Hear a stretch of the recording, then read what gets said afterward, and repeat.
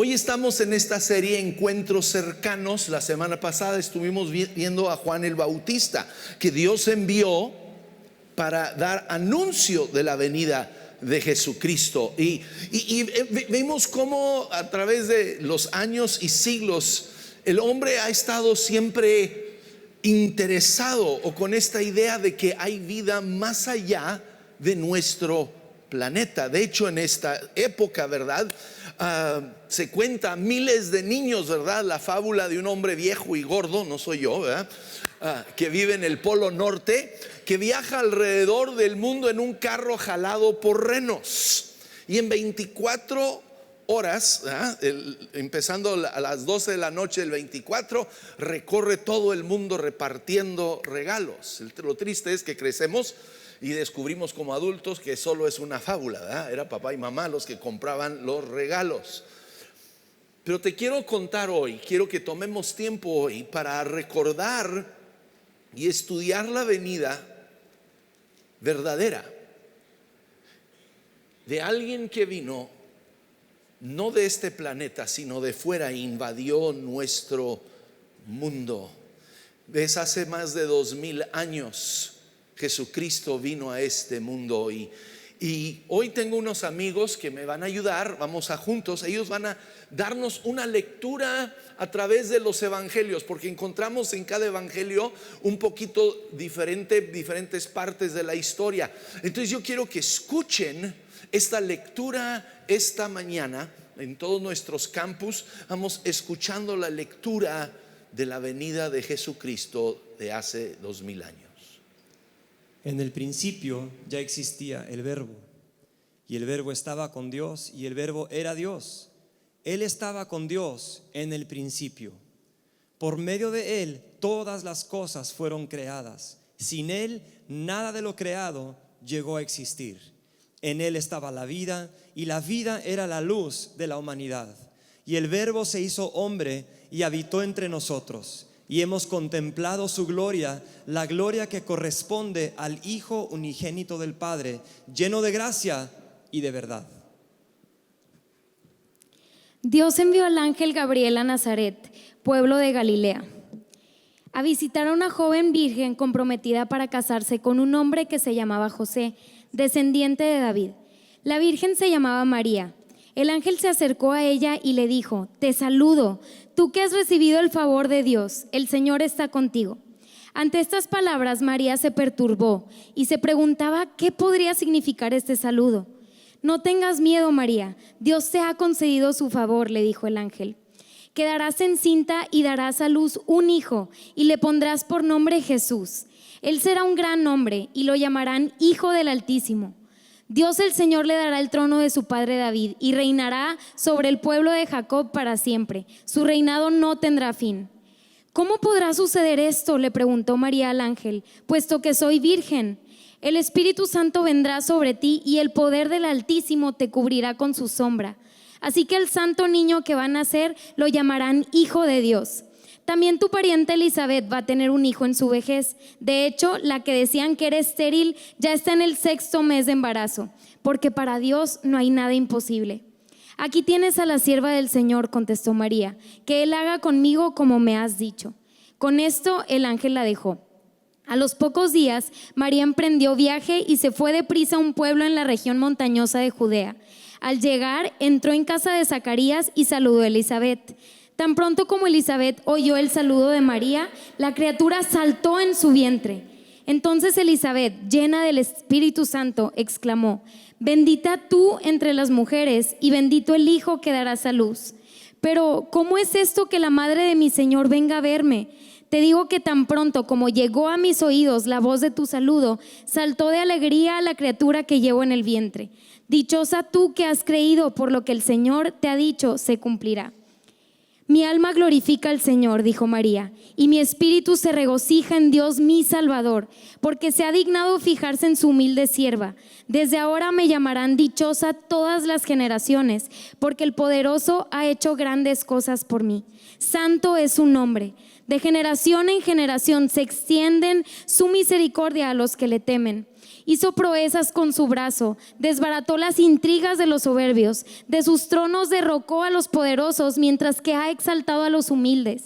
A los hambrientos los colmó de bienes y a los ricos los despidió con las manos vacías.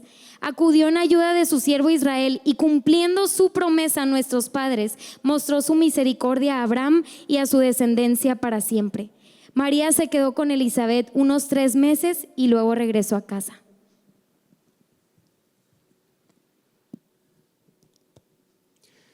Como José, su esposo, era un hombre justo y no quería exponerla a vergüenza pública, resolvió divorciarse de ella en secreto. Pero cuando él estaba considerando hacerlo, se le apareció en sueños un ángel del Señor y le dijo: José, hijo de David, no temas recibir a María por esposa, porque ella ha concebido por obra del Espíritu Santo.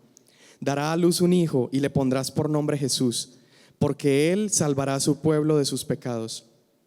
Todo esto sucedió para que se cumpliera lo que el Señor había dicho por medio del profeta: la Virgen concebirá y dará a luz un hijo y lo llamarán Emmanuel, que significa Dios con nosotros. Cuando José se despertó, hizo lo que el ángel del Señor le había mandado y recibió a María por esposa, pero no tuvo relaciones conyugales con ella hasta que dio a luz un hijo, a quien le puso por nombre Jesús.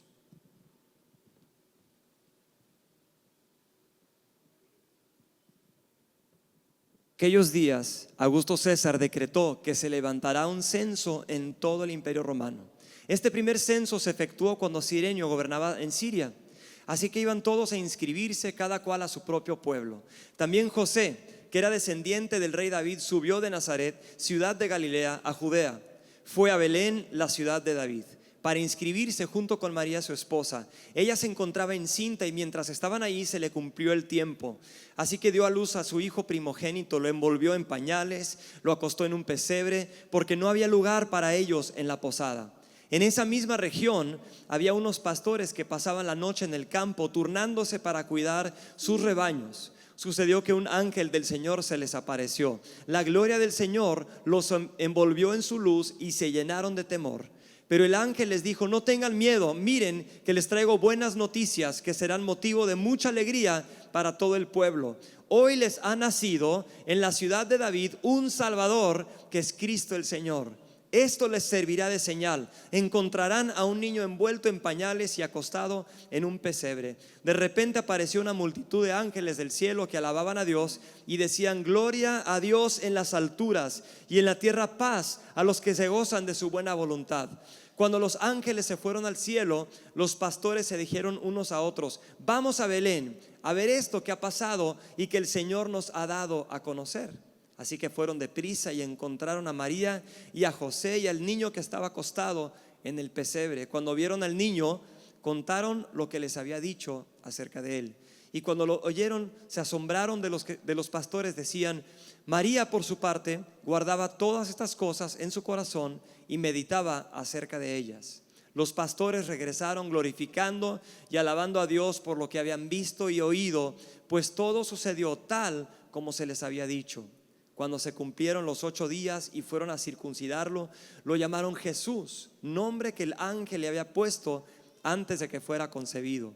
Asimismo, cuando se cumplió el tiempo en que, según la ley de Moisés, ellos debían purificarse, José y María llevaron al niño a Jerusalén para presentarlo al Señor. Así cumplieron con lo que en la ley del Señor está escrito: todo varón primogénito será consagrado al Señor.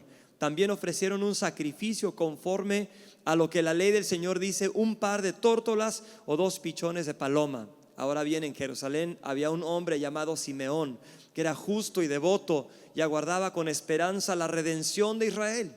El Espíritu Santo estaba con él y le había revelado que no moriría sin antes ver a Cristo del Señor. Movido por el Espíritu, fue al templo.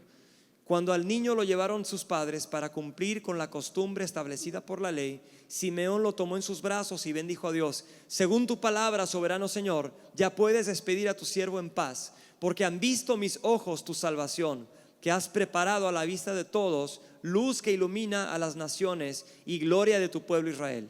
El padre y la madre del niño se quedaron maravillados por lo que se decía de él. Simeón les dio su bendición y le dijo a María, la madre de Jesús: este niño está destinado a causar la caída y el levantamiento de muchos en Israel y a crear mucha oposición, a fin de que se manifiesten las intenciones de muchos corazones. En cuanto a ti, una espada te atravesará el alma. Había también una profetisa, Ana, hija de Penuel, de la tribu de Aser. Era muy anciana. Casada de joven, había vivido con su esposo 7 años y luego permaneció viuda hasta la edad de 84. Nunca salía del templo, sino que de día y de noche adoraba a Dios con ayunos y oraciones. Llegando en ese momento, Ana dio gracias a Dios y comenzó a hablar del niño a todos los que esperaban la redención de Jesús. Después de que Jesús nació en Belén de Judea, en los tiempos del rey Herodes, llegaron a Jerusalén unos sabios procedentes del oriente. ¿Dónde está el que ha nacido rey de los judíos?, preguntaron. Vimos levantarse su estrella y hemos venido a adorarlo. Cuando lo oyó el rey Herodes, se turbó y toda Jerusalén con él. Así que convocó de entre el pueblo a todos los jefes de los sacerdotes y maestros de la ley y les preguntó: ¿dónde había de nacer el Cristo? En Belén de Judea, le respondieron, porque esto es lo que ha escrito el profeta. Pero tú, Belén, en la tierra de Judá, de ninguna manera eres la menor entre los principales de Judá, porque de ti saldrá un príncipe, que será el pastor de mi pueblo Israel. Luego Herodes llamó en secreto a los sabios y se enteró por ellos el tiempo exacto en que había aparecido la estrella. Y envió a Belén y les dijo: vayan e infórmense bien de ese niño, y tan pronto como lo encuentren, avísenme, para que yo también vaya y lo adore. Después de oír al rey, siguieron su camino, y sucedió que la estrella que habían visto levantarse iba delante de ellos, hasta que se detuvo sobre el lugar donde estaba el niño. Al ver la estrella, se llenaron de alegría. Cuando llegaron a la casa, vieron al niño con María, su madre, y postrándose lo adoraron. Abrieron sus cofres y le presentaron como regalos oro, incienso y mirra. Gracias. Ese es, como la Escritura nos da, la venida de Jesucristo a este mundo. Casi 700 años antes, el profeta Isaías había dado un sinnúmero de profecías hablando de la venida de Jesucristo como el Mesías, el Salvador. Quiero que hoy leamos solo una porción pequeña de una de esas profecías, porque nos habla de la persona de Jesucristo y quién es Él. Más que un niño, más que una figura histórica, sino la persona de Jesucristo. Es en Isaías el capítulo 9, versos 6 y 7, dice: porque nos ha nacido un niño, se nos ha concedido un hijo, la soberanía reposará sobre sus hombros y se le darán estos nombres: Consejero admirable, Dios fuerte, Padre eterno, Príncipe de paz. Se extenderá su soberanía y su paz y no tendrán fin. Gobernará sobre el trono de David y sobre su reino, para establecerlo y sostenerlo con justicia y rectitud desde ahora y para siempre. Esto lo llevará a cabo el celo del Señor Todopoderoso. Estas dos escrituras nos revelan mucho de Dios, de Jesucristo. Uno habla de que nos nacerá un niño. Nos habla de la humanidad de Jesucristo. ¿Ves? No vino como un ser extraterrestre a este mundo. Jesucristo vino y se hizo niño.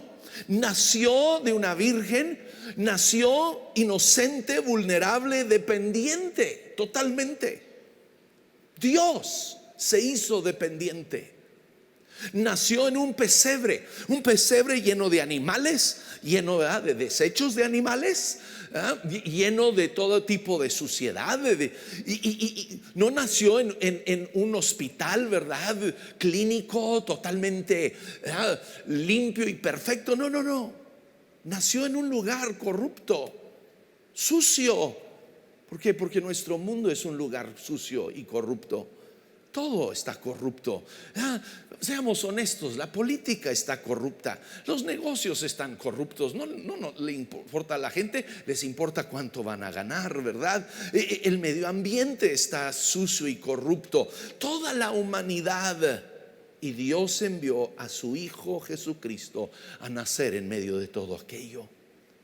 Lo envió a este mundo para que viviera la experiencia humana. ¿Ves? Jesucristo experimentó el calor y el frío, experimentó el dolor, experimentó, vemos que José, su padre terrenal, aproximadamente cuando Jesús tenía unos 12, 13, 14 años de edad, no estamos muy seguros, pero en ese tiempo José muere y Jesús sufre la pérdida de un padre. Él sabe lo que es perder un ser amado. Él sufrió, ¿verdad?, traición. Él tuvo que entonces, cuando muere José, él tuvo que tomar el negocio y trabajar para que él y su madre María y sus hermanitos y hermanas tuvieran que comer. Y él sabe lo que es tener que levantarse e ir a trabajar y tener clientes que no pagan y clientes exigentes y todo lo que tú y yo experimentamos. Él vino, él se hizo niño, él habitó entre nosotros para conocer nuestra humanidad. Pero como humano, escúchame, entró como bebé, como niño, entró en el mundo inocente y sin pecado. Y vamos a ver que sale de este mundo inocente y sin pecado. Pero no solo era un niño, nos dice, se nos ha concedido un hijo. Cuando nos habla de un hijo, nos habla de la dualidad de Jesucristo. Él era 100% humano, pero era 100% Dios. ¿Ves? Él nació de la semilla de Dios. ¿Ves? La simiente de Adán se había corrompido cuando Adán y Eva en el huerto del Edén pecaron contra Dios. Y no se peleen, no se enojen con ellos. Tú y yo hemos hecho lo mismo. Cada uno de nosotros hemos pecado contra Dios, hemos hecho las cosas a nuestra manera en vez de a la manera de Dios. Entonces, desde Adán y Eva, la simiente humana ha sido corrompida con el pecado. Por eso Dios viene y por medio de obra del Espíritu Santo, María queda embarazada.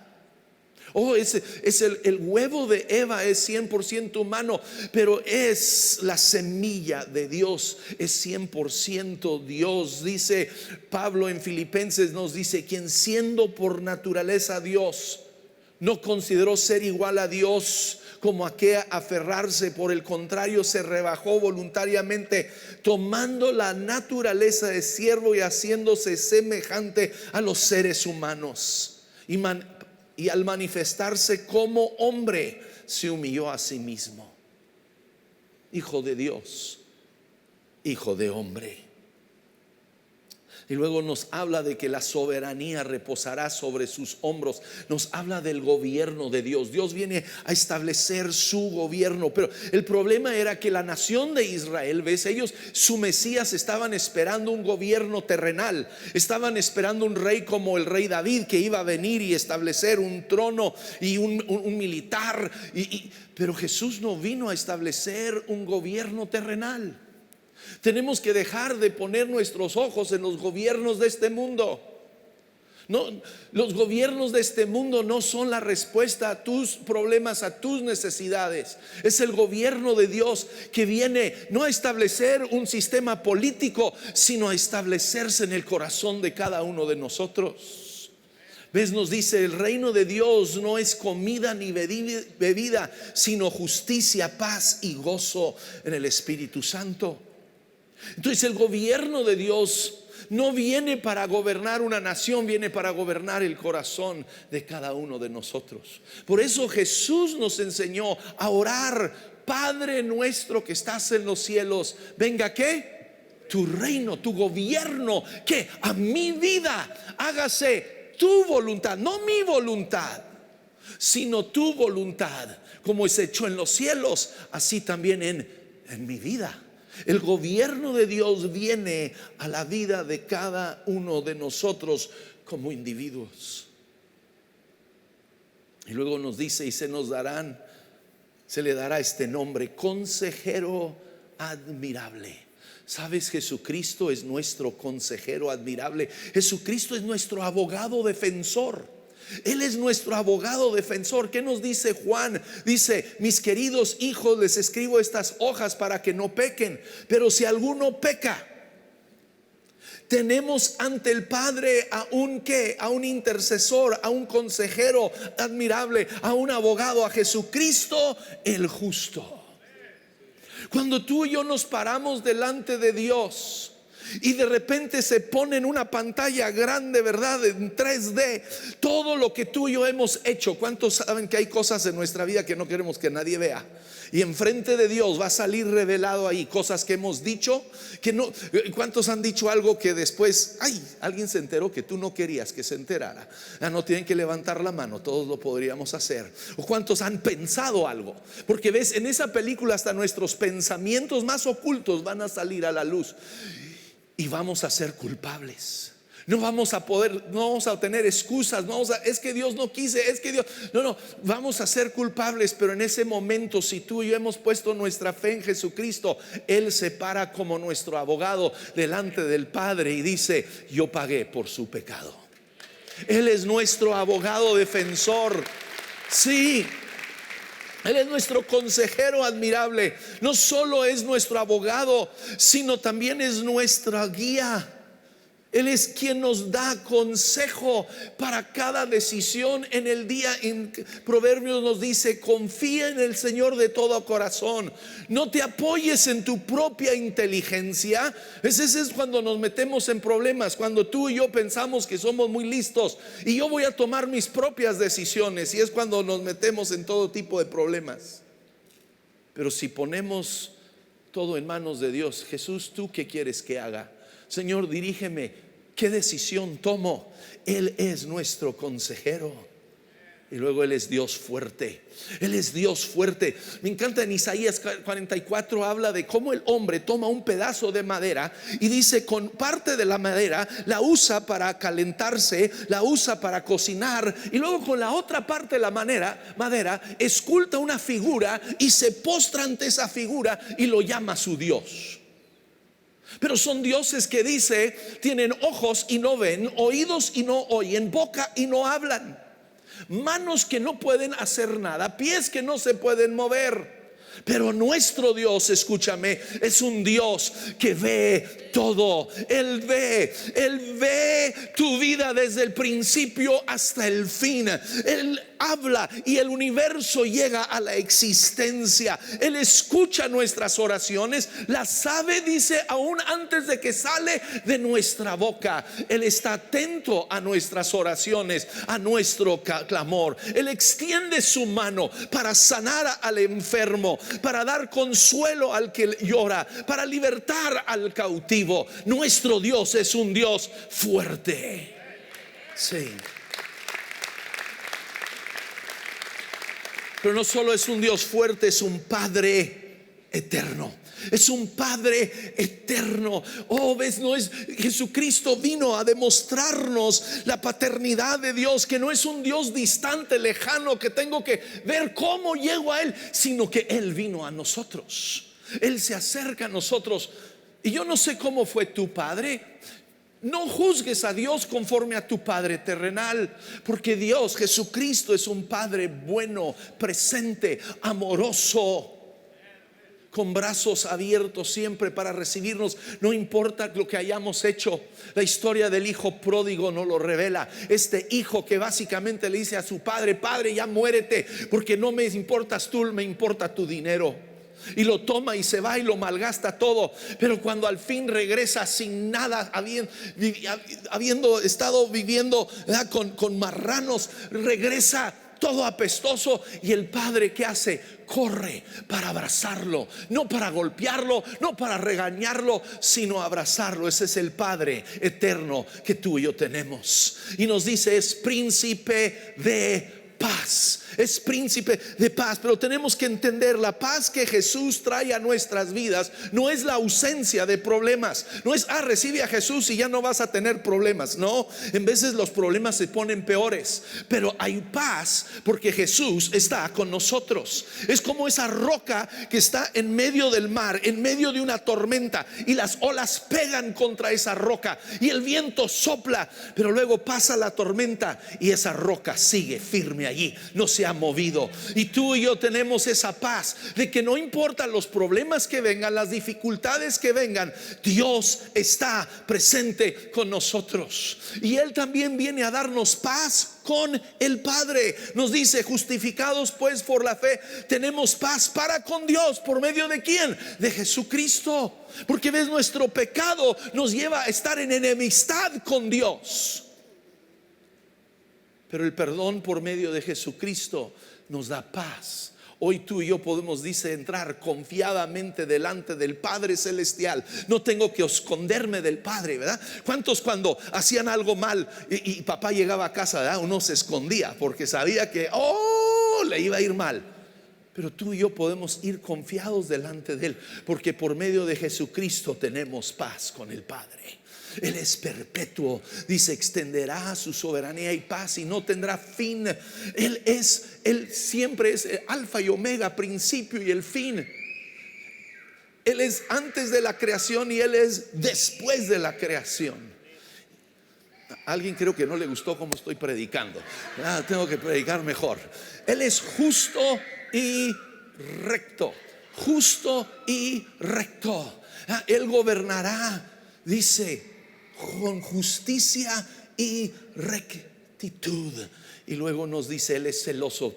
Termino con esto. Dice, esto lo llevará a cabo el celo del Señor Todopoderoso. Este celo, escúchame, no es un celo malo. Nos habla de un amor intenso que tiene por ti y por mí. Él tiene un amor intenso, como una llama que arde dentro del corazón de Dios, dentro del pecho de Dios, por ti y por mí. Todo lo que Dios hace es por amor a nosotros. Un día cuando Jesús estaba en el templo y había unos vendedores allí, cobrando caro, robando a la gente de poder adorar a Dios, Jesús entra y Él toma un chicote y empieza a aventar a las mesas y tirar todo y a correr a esos ladrones de allí de su casa. Y los discípulos recordaron este versículo. Dice, sus discípulos se acordaron de que está escrito, el celo por tu casa me consumirá. ¿Ves? Él no corrió a esos hombres porque los odiaba. Él corrió a esos hombres porque amaba a su Padre y nos amaba a ti y a mí, y no quería que nadie obstaculizara nuestro encuentro con el Hijo de Dios. Que nada, que nadie, que ninguna religión, que ninguna persona queriendo negociar con el Evangelio fuera un obstáculo para que tú y yo viéramos la gloria de Dios. Era por amor que lo hace. Jesús, por amor, escúchame, es por amor que Él nació hace 2000 años. Y en cada campus pueden ir pasando los de la alabanza, porque ya estamos por terminar. Pero fue por amor a ti, que Él vino hace 2000 años. Él dejó su trono en la gloria y Él vino a tener un encuentro cercano contigo y conmigo. Él quiere tener un encuentro cercano contigo el día de hoy. Él anhela celosamente, con un amor que Él tiene por nosotros. Y ese amor, esa pasión, lo llevó a la cruz. Lo llevó a la cruz por nosotros, para pagar el precio por nuestros pecados, para que tú y yo no tuviéramos que sufrir la pena de muerte eterna por nuestra maldad. Fue por amor. ¿Sabes que hoy Jesús te ama? Hoy Dios El corazón de Dios se revienta por amor por ti. Él no está haciendo como Santo Claus una lista, se portó bien o se portó mal, qué hizo en el año. Dios, su corazón se revienta de amor por cada uno de nosotros el día de hoy.